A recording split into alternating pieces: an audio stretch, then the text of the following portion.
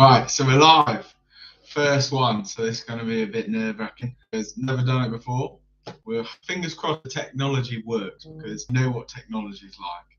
So it's about through hiking this live stream. So if you've got any questions, leave them in the comments. But I've got a few questions already written down, so I'm going to try and answer them. See, in the background, you might see. Oh, the light's turned off. Give me a second. Oh.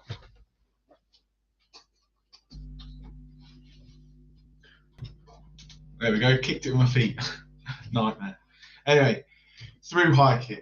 You might see in the background that there's the certificate there. Now it's actually Bo's certificate because I didn't want to get myself one, so I got Bo's one.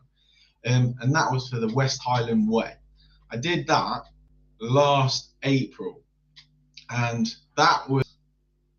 I loved it. That was really good, but it gave me a massive learning curve. There were some things I'd definitely do again, some things I wouldn't do. Same with my kit. There's some things I would take again, some things I wouldn't take. So we're going to have a look at that as well. Now, what we're going to do is I've got my first question here, and it is, why do I like through hiking? Now, for me, through hiking, you get to see more scenery, more things, because you, instead of doing a loop, and obviously when you do a loop, a circular walk, you tend to see the same things, especially when you're getting back, and you see different things each day, and you really get lost within the trail itself. I think, how many days did I do West Highland Way? I did it over 5 days. So when I went through, the first day, you're getting into the trail and you're getting ready. Then the second, third and fourth day, you full on immerse with it. And by the end, you don't want to stop. So that's one of the reasons why I really like through hiking. Tell you what I'm going to do. I'm going to take my glasses off because I'm getting the light in reflection. So, favourite singer? Or I don't really, I'm not really massively into music, so I don't know, probably Ed Sheeran or something like that. I tend to listen to more podcasts. But by the last day, you don't want to come off the trail.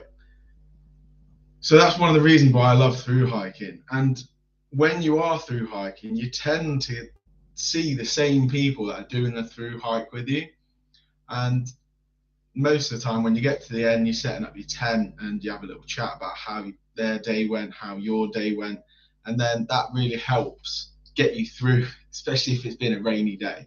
There was one day in the West Highland Way where, it was rain upon rain. It was a very, very wet day. Luckily, I was hiking that day and I got a phone call from my mum, and she said, I've managed to get you a bed for the night in a little like hostel. And it was so nice to know that I could get through and get a bed. It made my day. But that's another thing, that's part of through hiking. So it helps, it's proper adventure. It feels like a real adventure. So that's the reason why I love through hiking. Let's move on to the next question, see what people think. So, what kit do I use on my through hikes? So, with my through hikes, I try to, I'm not ultralight. I'm definitely not ultralight, because some of the ultralight people, it's like sub 5k, sub 4k, and they will not take it unless they definitely know they're going to use it and they have the lightest kit, which often is quite expensive. But I have tried to take out some things I don't need, and I've tried to make it lighter. So what I tend to do is, obviously got my big three, so my bag, my sleeping bag, and my tent, my shelter. So my tent is around 1k. My sleeping bag, it does depend on the weather that's coming up, but I tend to do a lot of through hikes in April.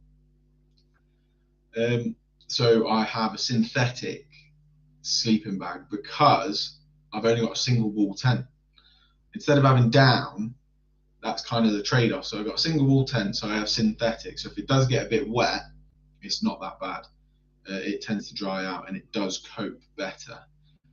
I don't take a cooking system.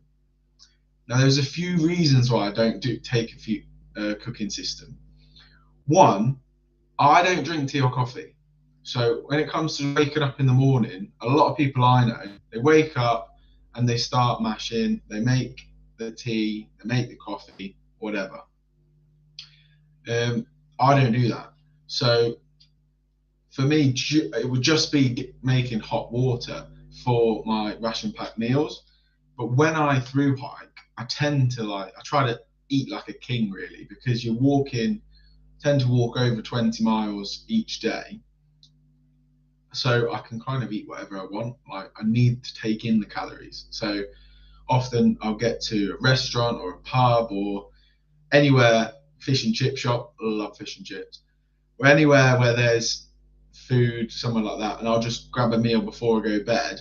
And then for the morning, if I know there's a place where I can have breakfast, I'll have breakfast there, or I'll just have like a few breakfast bars just to get me going, and then I'll start the trail, and then I'll again have lunch out, have tea out. So I tend to eat a lot when I'm on trail. So yeah, I'd say my favourite trail, mate, my favourite thing to eat on trail, gotta be a flapjack. I love a flapjack for me because it's packed full of calories, loads of energy. They're really cheap. I mean, there's one, I think it's 79p from my local petrol station, and they're class. They're like that big, 79p, loads of different flavors, and I think it has like 500 calories. So it ranges between 400 and 600 calories. So perfect. That would be my favorite thing. If I'm cooking, if I do have to cook, I will just have one ration pack in my bag, and then I'll just use cold water rather than using warm water. It's not very often. It's kind of like an emergency thing. So if anything bad happened, I've still got one meal I can have, even if it is a bit cold, it doesn't matter.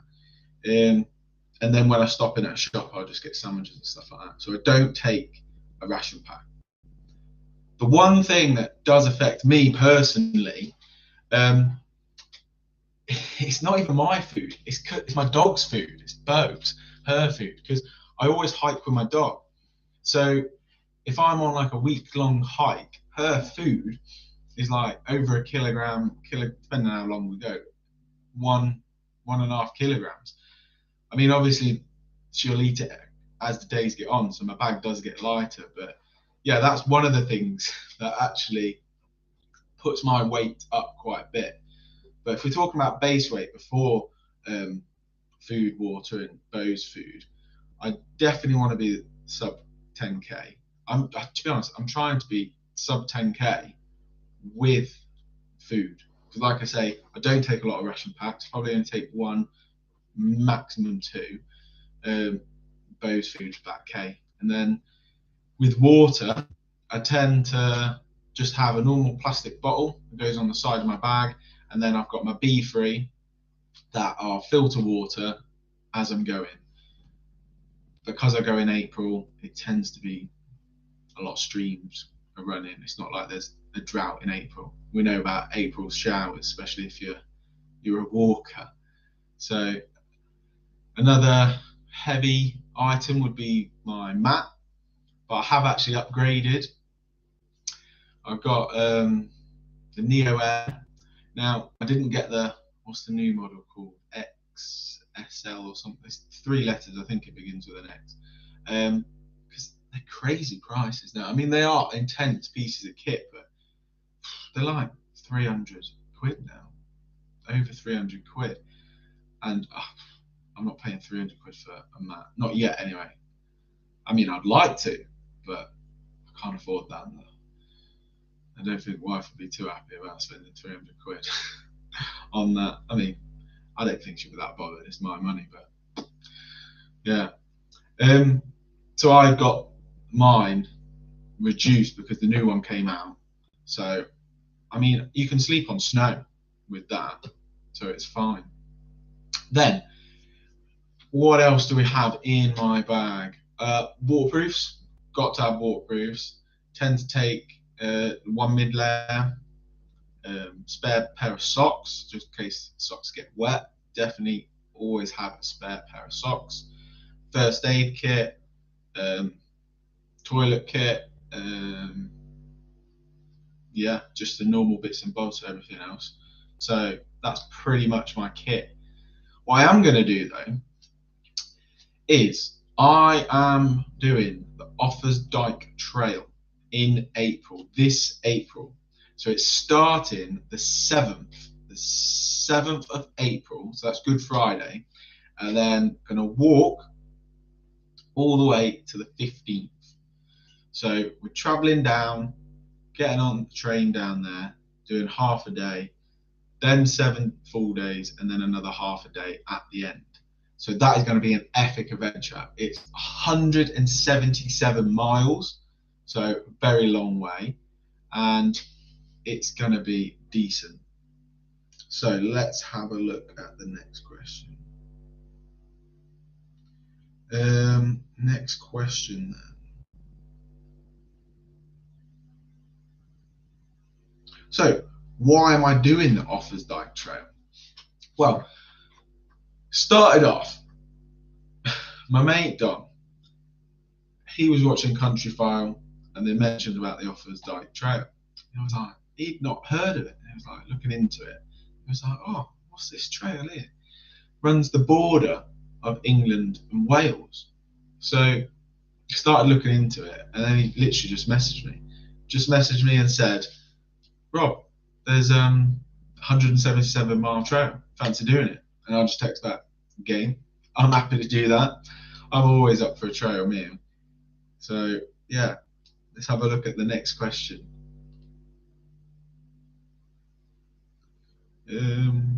Let's have a look there. Right, so why am I doing it? I've told you that Dom messaged me about it, but what I've not said is what we're doing for the Offa's Dike Trail. Well, what we are doing is we're going to walk the trail and we're going to try and raise money at the same time. So obviously it's 177 miles, so it's a very long way. It is going to be a challenge, and we're going to try and raise money for the mountain rescue team. More specifically, Derby Mountain Rescue Team, because they're having a new building built at the moment. So they're trying to raise money, raise funds for that building. And one of the main reasons why we're doing it for the Mountain Rescue Team is because, like everybody at the minute, times are a bit hard. Now, it really affects charities like Mountain Rescue because they are completely run by volunteers.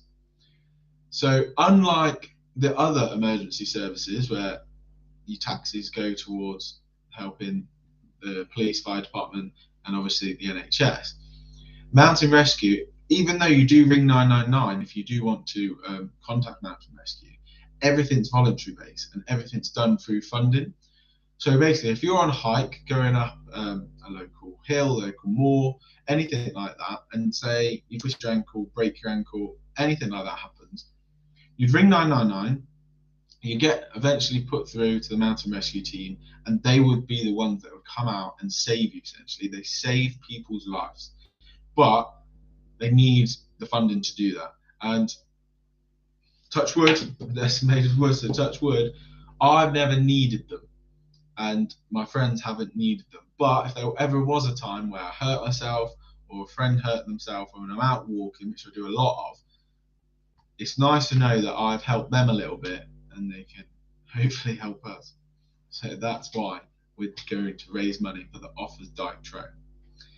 If you would like to sponsor myself and my friend Dom, there is a link that takes you to the GoFundMe, and all the proceeds go straight to the charity.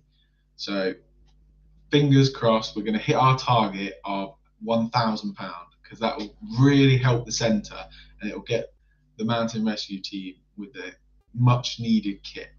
So I'll have a look at the next question. Right.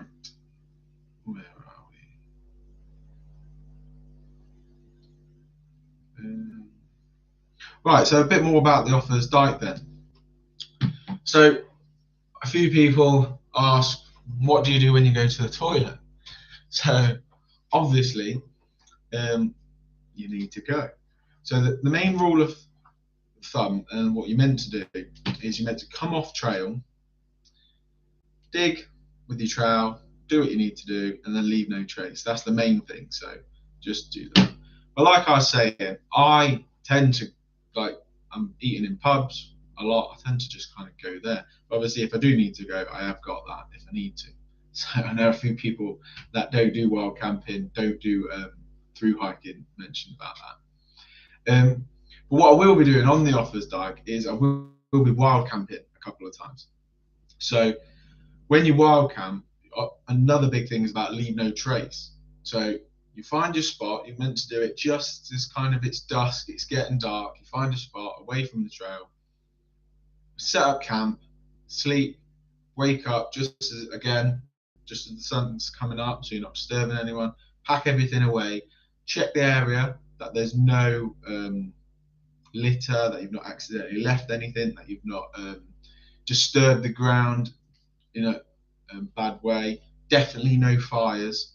Okay, the only time where you have a fire, it's not a wildfire, it's just where your gas canister. So if your gas canister off the ground, and then that basically your pot goes on top. So it uses fire, but it's not a wildfire, if that makes sense.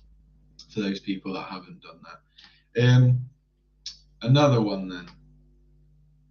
So when we're wild camping, a lot of people say, do you not get nervous or a bit scared about everybody like around you? No, because there's no one there. And somebody told me the other day, they were like, so you're in your tent thinking, oh, there might be somebody out there, but if you were walking past a trail and you did see a tent in the distance, you're not going to go over and like go in that tent, are you? So it kind of works both ways. I think you're just a bit more, the more you do it, the less paranoid you get about it. I mean, the first time I did it, we were camping in the Peak District, and I think there were some like pheasants or birds or something. And it sounded like they were doing like loops around the tent, just going round and round. But I don't think they were. I think they were just like walking around. But all the noises just get amplified and you're listening out. But now I just get down and I just get straight to sleep, especially after a long day walking. So I don't really worry about that. All right. I mentioned earlier about that take my dog Bo, and she's going to be coming on the Offa's Dike Trail as well. So we did the West Highland Way last year, and she did that with me, and she was fine.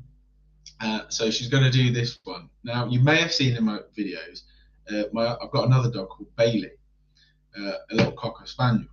Now, I can't take him because he's too young at the moment, and he just won't be able to cope with the long distance walking. But I know Bo, she's done a lot of wild camping. To be fair, as soon as I get the tent up, she's straight in it. And she always wants to sleep on top of my sleeping bag or in my sleeping bag. So she's fine. But again, if anything did happen to myself or her, I'll be able to contact somebody and then they'll either come pick her up or I'll have to get myself or her back. But I'm sure she'll be fine, because the first day of West Highland Way, we walked about 31 miles. And where I got to where I was camping, it was on the shore of Loch Lomond. And I'm there setting up my tent. She's trying to play in the water and messing about. I'm like, we've walked 31 miles. Not just that, I've walked 31 miles. She's been off lead for most of it, so she probably walked more like 60 miles, and she was still running about. So I know she'll be fine. She could probably do the whole Offa's Dyke in 1 or 2 days, bless her. So yeah, that's fine. Now, another thing people always say to me is, when you're walking, do you listen to music or have any headphones in, listen to podcasts, things like that? I never listen to any music, any podcast when I walk. It's not necessarily I'm against it. It's just for me, when I'm walking, it's about kind of taking myself away from all of that. It's especially when a through hike. I find it much easier to kind of get away from everything when I'm doing a through hike because I'm there for a few days. So I don't listen to music. I don't listen to a podcast. I just keep going. And when I'm walking, I have to stop myself every now and again and look up and look around because it is so stunning. But you just find yourself like thinking about different things. But I did release a short the other day because this happens to me all the time. When I'm walking and then I just get 2 lines of a song stuck in my head and then it goes over and over and I can never get to the end of that song. And then when I get to my phone or where I'm going, I've forgotten what song it is, so I can't even find out what the rest of it is anyway. Oh, I'll tell it. I think Owen's in the chat. Hey up, Owen. So, is there any hiking trails you've been on that have got too dangerous, risky to continue? Turn back. Yes, there is. Not necessarily too dangerous to continue, but we had to change our route. So we went up Helvellyn, and it was we woke up, I think it was 3:30 or 4 in the morning, and we were walking up Helvellyn. And the idea is we're going to do the horseshoe. So one of the edges, the Striding Edge, and then, what's the other? Striding Edge. I'll find out in a minute, but there's 2 of the name of the edges. And it was snow, because we planned to go up in the snow. We had all our snow kit, all our, we had crampons, we had our ice axes, so we were prepared for the snow. But we summited Helvellyn, because originally we were hoping to get like a really nice sunrise, maybe even like an inversion. That's where the clouds are basically below you. Unfortunately, we didn't get that. It came in as like a whiteout. And the way we were going to go down, you have to be really careful because there's a sharp drop either side, and then you follow the edge down. We couldn't find it. And with the snow, what happens is on top of the mountains, you get snow drifts. So if you walk on that snow, essentially you can fall down quite a way. It actually happened to somebody, I think it was last year, up Ben Nevis. A young girl, she took a picture and posted it on Instagram at 5 o'clock in the morning, and then she just disappeared.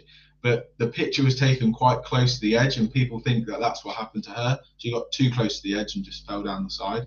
So we were in this whiteout, and we were going to go that way, and we just basically stopped, and then we followed our own tracks in the snow back down until we were back down safely. So sometimes you do have to go back a different way or change your route because it can get a bit dangerous, especially if it's snowing and you're high up in the peaks. So yeah, good question. Where was I? So let me have a look. Right. Offa's Dike Trail, awesome. So when I wild camp, a big thing is about leave no trace. So that's basically don't leave the area how you found it the day before. And this is the thing that really annoys me is when people go out and they have, say, I don't know, a fizzy pop can, a packet of crisps, whatever. They eat it and then they just throw it on the floor. And obviously, if everyone did that, it will ruin it. So that's basically what leave no trace is. So wherever you are, you leave no trace and make sure the area is just as good as you found it. But I'm not going to be wild camping every day on the Offa's Dike Trail because I do like a little bit of luxury. I like a shower every now and again. Don't want to be stinking the whole way. So the idea is we're kind of doing wild camp a day, campsite, wild camp a day, campsite, and then halfway on the 5th day, we're staying in a B&B. So the idea of that is, one, I think there wasn't very many campsites around where we were going to be for that day. It was good price, and we'll be able to have a decent shower, nice brekkie the next day. But it was mainly, I was saying about the weight of the dog food and stuff like that.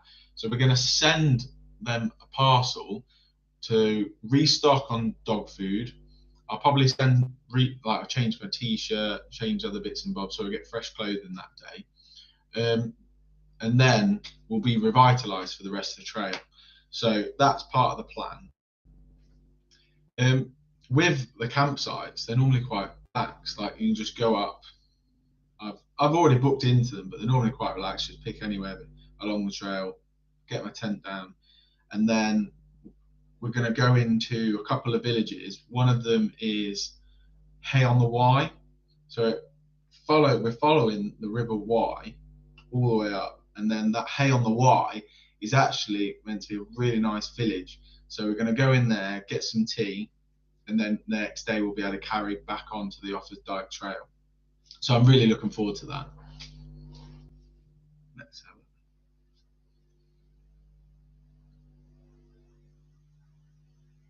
All right, so one people are saying, like, what do I take in my first aid kit? Now, first aid kits are a bit tricky, really, because you can get carried away with them. I mean, it's one of these. If you can't really solve it with like a plaster, a bandage, and like the best plasters are like compound plasters. If you can't solve it with that, it's more than likely you're going to need some proper medical treatment. So I tend to just carry in my first aid kit compound, plasters, and forgotten the name of it, like a wrap, but it's kind of like self-adhesive wrap, just to put round a cut or anything. And it also doubles up for my dog's first aid kit as well. But another thing I do have is have a silver blanket. So if it is cold and something's bad, I can put that silver blanket on and use that as a bit of a shelter. That it doesn't weigh a lot. That's what I tend to have in my first kit all the time, first aid kit all the time. I don't know if I'm gonna take that on the Offa Dike Trail, just because I'll have my tent and my sleeping bag, so I might be able to save a bit of weight there. But yeah, you see some people with the first aid kits and they're taking like slings, they're taking lots of safety pins, they're taking like 20 different types of plaster.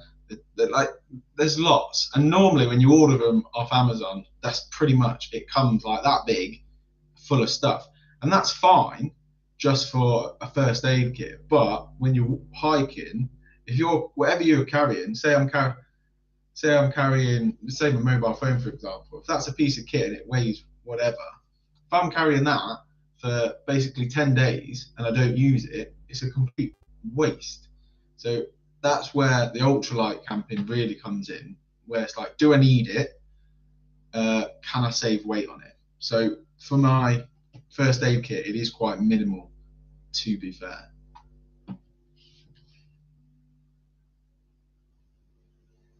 Oh, right. Yeah, so people also ask about like batteries, in terms of like, obviously I take my camera, take my phone, I have a little light in my tent. So basically the electric stuff. Well, I have an anchor battery there, and then like I said, when I stay at the campsites, or even when I go into the pub, to be fair, they're normally quite fine. If you just say, oh, can I charge my phone while I have a meal, or can I charge this while I have a meal, they're normally fine about it. So charging isn't too bad. I've not tested my watch on a long multi-day hike. I've got what is it? It is a Garmin Fenix 6 Pro Sapphire one. Again, I kind of did the same what I did with my roll mat. The new ones come out, the 7's come out, so I basically got this one half price. So always looking for a bargain. But yeah, that's another thing about the mapping. So I use my phone to map, so that's part of the battery, and I also use my watch to map. So I need to test, because I don't want to be using them both, because I'll be using double the battery. So I need to test which one's going to be the best one, really. So question on wild camping, if you go on your own, do you touch base with someone from home so they know you are all good? Yes, I try to. Obviously, some of the places I go don't always have signal, but a very clever thing is with my watch, because it works off GPS. It basically, you can say I want to send a message when I get to the destination, and it automatically will send your location. Or you can get it so it does it every hour, or just when you get to checkpoints. So I've just got that linked to my wife's phone. So when I get to my checkpoint, it will just send her a message saying reach checkpoint, and then it will also give like the grid reference. Another one, with the OS maps, I've got access to my OS maps, and then my wife's also got access to my. If for some reason it hasn't sent that message and I've not managed to get a phone call and it's getting late and she's like, where is he? She can see my route. So if anything has gone wrong, she'll know exactly where I've gone. So with those two things combined, that's how I tend to stay safe, especially the wild camping or going off trails. Let me have a look at another question. Right. So in terms of how to do I train for a multi-day long distance hike, I start off basically just like everybody else. You just go on a few short walks and then you build it up. We did a training session the other day. We did 22, 23 miles. And then the day after, I just went out for a short walk. Well, I say short, I think it was like 5 or 6K. So shortest walk. And then the next training session is the 18th of March. We are going to do 26.5 miles. And then the next day again, I'll just do like a short walk. But it's just about getting those miles into your legs, about keep walking, keep going, and then you get better at just kind of waking up and walking. It's actually really nice. Like even if you have got like a slight pain or a slight niggle, just to like that is your task for the day. And that's why I love through hiking, because instead of like waking up thinking about work, going to work, whatever, it's all you have to do is my whole task today is just to get here. So from here to here, that's my whole task. And I can do whatever I want in between. I can go get food, I can chill out, I can take some pictures. So you just get into like an literally eat, sleep, hike, repeat sort of thing. So that's another reason why I really like through hiking, because it's just over. That is my task, just do it. So I really enjoy that. Let's have a look, see if there's any other questions.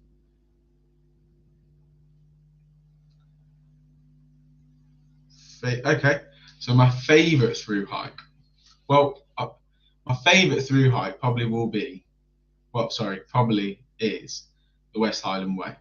I'm hoping the Offa's Dyke is going to be, it's going to be very different scenery, definitely, because obviously you've got the Highlands in Scotland and Offa's Dyke borders Wales. You go across the Black Mountains, but it's not going to be as rugged, so it's going to be very different. But I'm hoping it's going to be really, really good. Really enjoy it. But no, West Highland Way is my favourite through hike.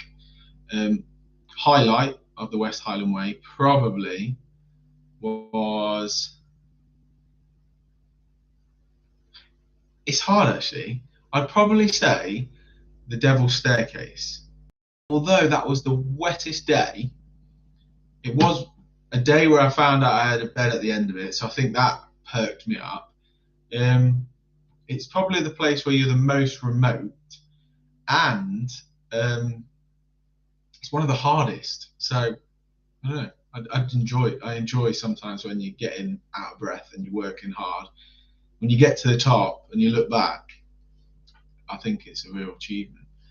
So that's probably my highlight of the West Highland Way and my favourite through hike. Let's have a look. Money. So yeah, when you're on a long distance through hike, how much money do you take? Well, I listened to a podcast called Summit to Talk About podcast, and there was a guest on there. I can't remember his name. I think Easy Davey. His handle's Easy something, and he basically said what he does. He takes £1 for every mile, and he might round it to the nearest tenner or round it. So that obviously, if you're doing 22 miles a day, 20 quid should pay for a nice meal. So I think I'm going to take about £200 for my Offa's Dike Trail.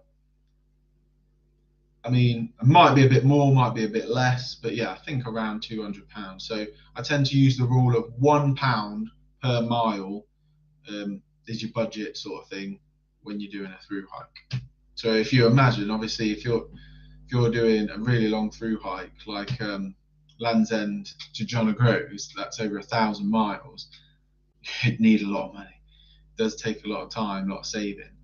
But this with this trail, it's not too bad. Like I say, it's just going to be over 9 days.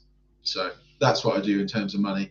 And I'll probably take a little bit of cash. I don't think it's this as bad as what it was in the West Highland Way because of phone signal up there. A lot of places weren't taking card, so I did carry more cash.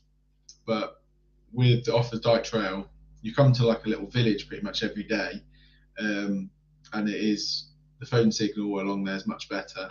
So I should be fine just taking card, and I might just take £20, £40 in cash. I don't want to take a load of coins. That's the problem with cash. You pay with a £20, you get given a load of coins. I've then got to carry the coins. So yeah. Oh, what's my one luxury that I take? Oh, that's a tricky one. My one luxury that I take. Well, apart from my camera gear, because obviously you could say that's all luxury because you don't need it. But apart from all my camera gear, I have a set of, they're called like booties. So they're basically down slippers essentially. So when I get to camp, obviously I can take my boots off, and then when it starts to drop and gets a bit cold, I can put these booties on. I don't sleep in them. Some people sleep in them. I can't sleep in that. I take my boots off, and then these booties are really comfortable, really warm. They're down from Nature Hike. I do like Nature Hike stuff because it's budget and it works. So why not? Yeah, they're down. They keep my feet warm. They don't weigh a lot, so they help with the getting down to lightweight and with a bag. But yeah, they are my luxury item, my booties. Next question. Someone asked this one, and I'm not 100% sure yet. The question is, what do you plan on doing after Offa's Dike? I was like, I've not even finished that one yet. But I would really like to do the Sky Trail again back up in Scotland. There's a couple of local ones. The Limestone Way is 74 miles, 75 miles, and then the Pennine Way. I'd love to do the Pennine Way. So I think I might look at doing that next year because the West Highland Way was 96 miles. Offa's Dike is 177 miles, and then Pennine Way, I think, is 264 miles. I know it's definitely over 250. I want to say 264. So I'm gradually getting further and further with the mileage. So who knows? In a few years' time, I might even be doing the Land's End to John O'Groats. Very long way. But yeah, I'd like to do that mainly because it runs pretty close to where I live. So obviously starting like the Peak District is more or less where I live, like half an hour away from my house is the start. And then you walk all the way up past the Yorkshire Dales, past what's the name? Pen-y-Ghent. So you go past Pen-y-Ghent, and you carry on going up, and then at the very end, there's it's at the very end is a pub, And then if you go in there and explain to them that you've done the walk, I think they give you a drink for free. I'm not sure if it used to be a pint. I think they've changed it to a half now.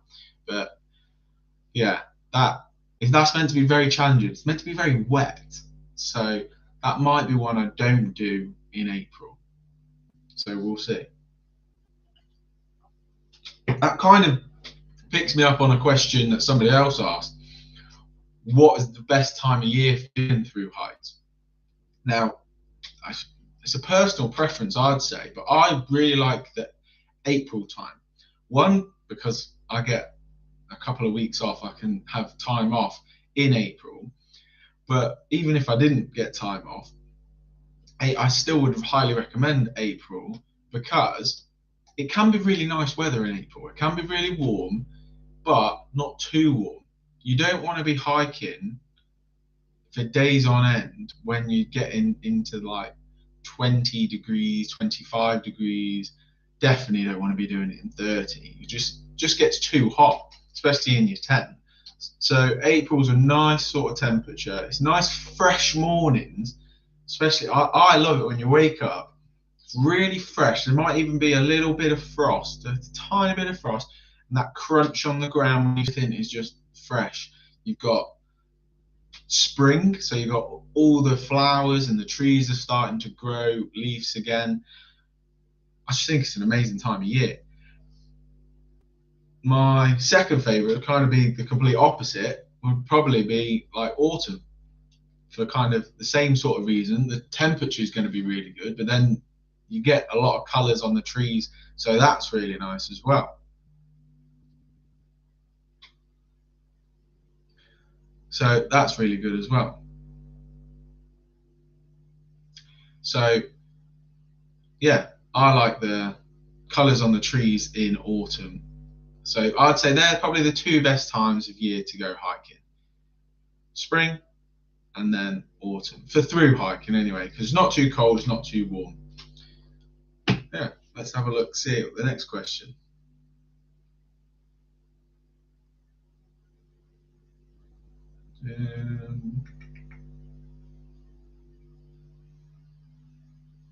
Yeah, so next question is what do I use to map out? So I touched on it earlier, but I mainly use to map the OS maps. So I can have OS maps on my phone and I can also have OS maps on my watch. But I'd also recommend an app called Hiker. Hiker spelled with two I's. Now it changed. You used to have to pay to get offline maps, but they've changed it now so you can actually download maps for free. But I'm not sure if you can download the OS maps off them or it's like a basic version of a map because they still have some form of premium. I actually managed to get the premium for free. That podcast I was telling you about, the Summit to Talk About podcast, they were doing Instagram giveaway and I managed to get it. And I've used that to map out this walk. So the good thing about Hiker is you go on there and there's got thousands of trails. So Offa's Dyke was already on there, but it highlights everything that is like a point of interest, and you can use the tab at the top to filter what you want. So you get to a point and say you want campsites, you click on the campsites and it will highlight every single campsite, I think within a mile of the trail. So that was really good to plan where we could stay. It also does, I think it definitely does campsites, it definitely does B&Bs and hotels. On some of the trails, it'll even show you water sources.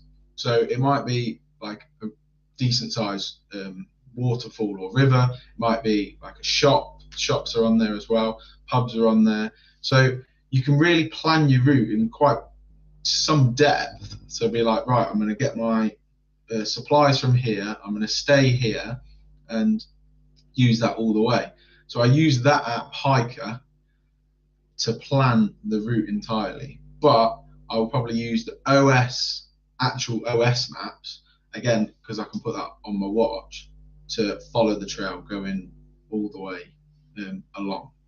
So yeah, if you've not seen that app, I definitely recommend it. I'll tell you what, I'll put it on my phone here if I can see it. Where's mapping hiker? So, ooh, so it's not, it's there. It's not very clear, but yeah, it's just like the generic couple of mountains, and then it shows you. So there, that's the Offa's Dyke one there. Oh, I think my ring light's getting in the way, but yeah, that's what I've used to map it out. What I have done before is, if I know I'm going to be somewhere and the signal might be a bit dodgy, or I don't know if I'm going to have enough battery, on the OS maps you can print off. So, and I've given the maps to other people as well. You can zoom in whatever part you want. You can print it off. To be fair, it's probably something I should do a bit more of, because obviously I don't think it's just me. I think a lot of people rely on technology a bit too much. So I should probably, as a backup, just have a printed off map in my bag, just in case anything happened to my phone or anything like that. Let's have a look at the next question.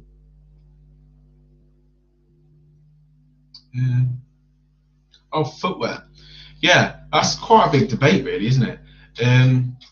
Boots or shoes? Well, I use walking shoes, I do, and it's for a few reasons. One, they're lighter on my feet, so they're lighter on my feet, and over 177 miles, over 100 miles, it makes a difference, even if it's just a couple of hundred grams on each foot.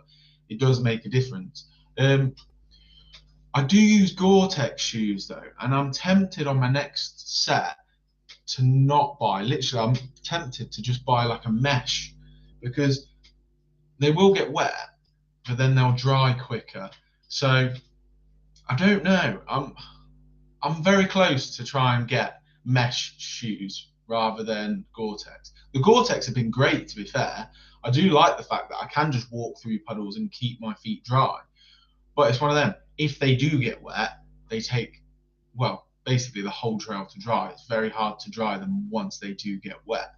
So I spoke to a lot of through hikers, and they tend to say that they just wear like a pair of trail runners rather than boots, and they don't even bother with Gore-Tex. So something I might have to try. The only thing, I just don't want to put wet socks on. I mean, nobody likes wet socks. So yeah, something I'm gonna have to have a look at, and I'll probably do that over the next year. This hike, I'm gonna use the same shoes as what I use for the West Highland Way. They are my Mammut. Oh, I'll tell you exactly what they are, because I did a video on it. Find it. There we go. They are the Mammut Gore-Tex Ultimate Pro Low. So the Ultimate Pro Low that I use. I find them really good. Now, it might just be me, but they seem to smell more than other footwears that I've had. Yeah, so they seem to smell more than other ones I've had. No, I'm not American. I'm from the UK. In America, they do have some really long through hikes. The only one that really comes close to some of their hikes is like the Land's End to John O'Groats, 1,000 miles. Because they have like the North Pacific Rim one, they have all the way up. Their through hikes do last a very long time. I would love to go and do one of those, and to be out on the trail for that long. It's very hard, because obviously some of those you're on trail for 3-4 months. I mean, you can do it in parts, but then it's flying there and back quite a lot. But it is on the bucket list to get over there and do some walking. Especially, I'd love to go to Canada. I'd love to go to Canada in the summer and in the winter. Maybe do a bit of like ski and snowboarding over there in the winter, and a bit of winter hiking, and then in the summer. Wow, I do. Is it Jamie? There's a really good YouTuber who's from Canada. I will find his name now. He does some really extreme winter camping, minus temperatures that are just like crazy. Justin, not Jamie, Justin Outdoors. If you want to have a look at America and Canada, check his channel out. He does some really good through hikes. In fact, speaking about Canada, he actually got like chased by a bear, but luckily, this is one of the things that kind of puts me off about America or Canada. The wildlife is very dangerous over there. You have to have like your canister, your bear spray right there. Luckily, he had it right there and sprayed, because you have separate areas from where you eat and where you sleep, and you can even leave your food away from your tent. Well, you're meant to leave your food away from your tent over in America and Canada because of the wildlife. In the UK, we don't have to worry about that. You probably might get a badger. I don't know. They're not nice creatures though. But to be fair, I've never encountered any animal trying to get into my tent. I did know someone who, they brought a brand new bag. This was when they did the West Highland Way. They brought a brand new bag. They had their bag in the little vestibule area. And they woke up the next day, carried on hiking, didn't notice. Went to grab some trail mix, a little trail mix out of his like side pocket, and there was a hole. So it must have been like a little mouse or a little squirrel or something that like nibbled through his bag and got to his trail mix. So that's probably the nearest to animal encounter in the UK. So let me have a look at the next question.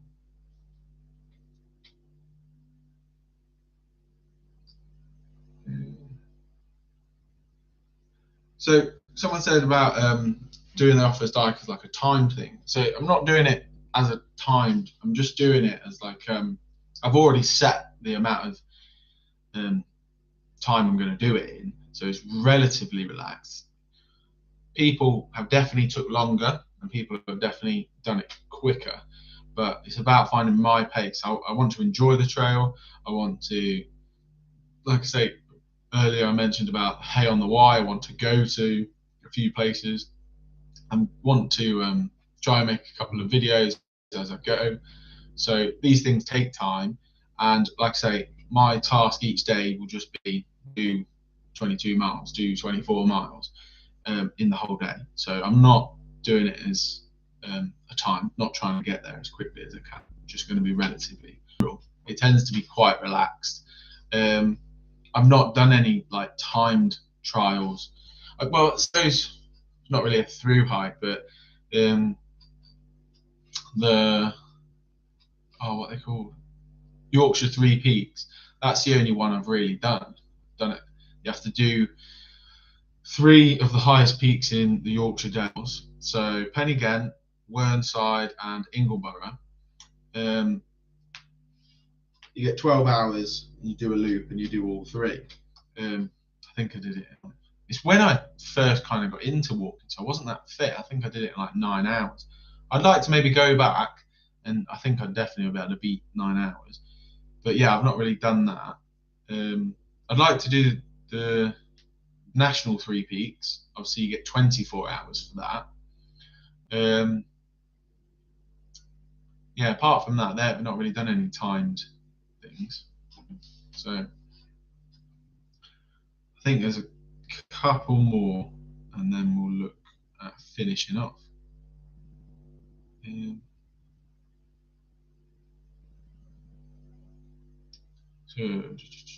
Yeah. So, last question, this one, is what's at the finish line? Well, at the finish of most trails, at the start and the finish, they tend to have some sort of way marker at the start and at the end. So, for the West Highland Way, the start of it, they have a pillar in the middle of, I'm going to mispronounce it, but I can't remember the name. It begins with an M, and I know I mispronounce it all the time. Anyway, there's a pillar there, and then when you get to the end, there's a statue of. Can you tell that I'm terrible with names? There's a statue with someone with his leg over his knee, and that marks the start and the finish. With the Offa's Dike Trail, it's coast to coast essentially. So the idea and a lot of tradition is when you start, you pick up a little pebble, definitely not a big boulder because it'll be too heavy, but like a little stone, and you take it from one all the way up to the other side. So you're going from one coast to another coast.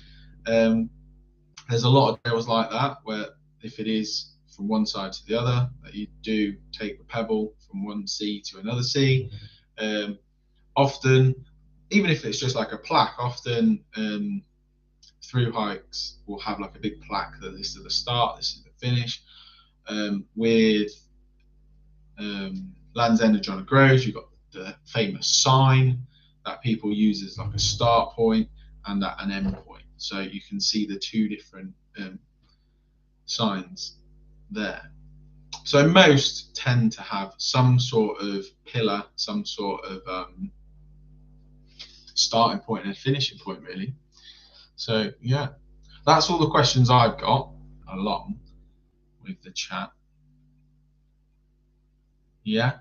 So this was my first live chat. So hopefully it's gone all right. I recognise a few people's names in the chat, so I'll ask them to see how it's gone, and I'll try and make it a bit more regular, a bit more of a regular thing where I can have a bit of a chat to some of the subscribers. If you've not subscribed, make sure you do. Have a chat, let you know what I'm doing, and then what we've got to come in the future. So what I'll probably do is I'll probably do another live chat either just before or just after Offa's Dyke, and we can have a bit more chat about that. Probably just after, and then we can have a chat about how it went, what we did. Was there any mistakes? Definitely will be.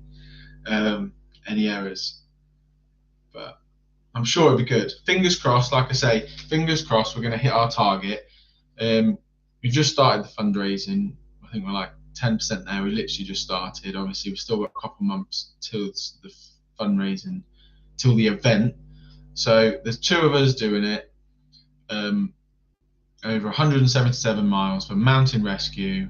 Hopefully, fingers crossed, we're going to raise £1,000 towards mountain rescue, and that £1,000 will go towards the Derby Mountain Rescue building their new base. So hopefully that works.